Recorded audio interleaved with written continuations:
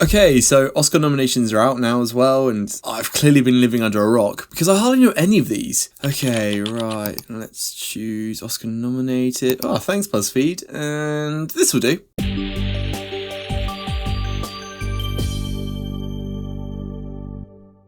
A real pain. Mismatched cousins reunite for a tour through Poland to honour their beloved grandmother, but their old tensions resurface against the backdrop of their family history. Okay, jokes aside, I've actually seen a lot of talk about Kieran Culkin being a frontrunner for the best supporting actor, and I'm also a big Jesse Eisenberg fan who both writes and directs this one, so thought this comedy drama would be an interesting one to check out. I mean, I say comedy slash drama, I wouldn't say it's huge on the comedy though. It's more of a relatively small scaled story focusing on the relationship between two very contrasting cousins. Jesse Eisenberg as the more reserved, cold, skittish cousin, and Kieran Culkin as the more outward, erratic cousin who wears his heart on his sleeve. These two are the obvious selling point. Whilst the story isn't complex and the humour isn't aggressive, these two characters are very rich, and their interactions together were surprisingly complex in ways that I think caused comedic entertainment and moments of somber. The way these two bounce off of each other felt so natural and also so frustrating that you can't help but just keep invested. Jesse Eisenberg, I think, plays a character that he's been very good at playing in the past and brings that experience into full force, which is great here because I think it then further enhances the performance of Kieran Culkin and that unpredictable nature of his character, and I think that's then why he becomes the main talking point of the film. He kind of plays a character that we're all familiar with, but just a bit more exaggerated, one that's only thinking of the now, is overly emotional, which pays off when it's enjoyable and kind, but becomes a hurricane when upset and anxious. A double-edged sword that draws the eyes of everyone in the room. Kieran Culkin is great in this, absolutely, but there's definitely a silent hero in Jesse Eisenberg who reacts off of him, which I think brings that family relationship up another notch. There's a couple of scenes in this which I just think make this movie, one of them in particular being whilst they're smoking on top of the rooftop.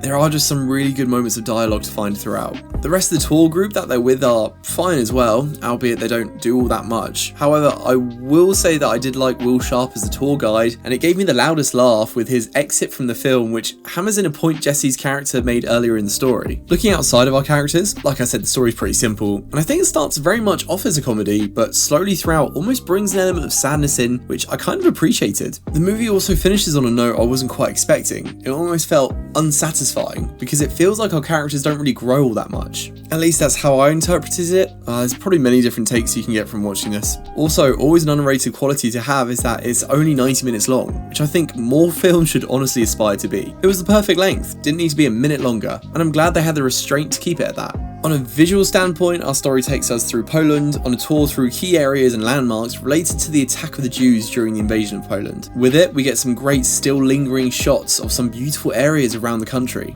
The entire soundtrack used songs from famous Polish composer Frédéric Chopin, which is a nice touch as well. Although I do feel the use of all the classical music began to almost muddle the scenes for me, making each new area and set lose its differentiation from the scene before. In that same manner, they also show you areas of the concentration camp, using the same shoot styles and score, which kind of leaves you not feeling all that different considering how heavy of a place it is they're visiting.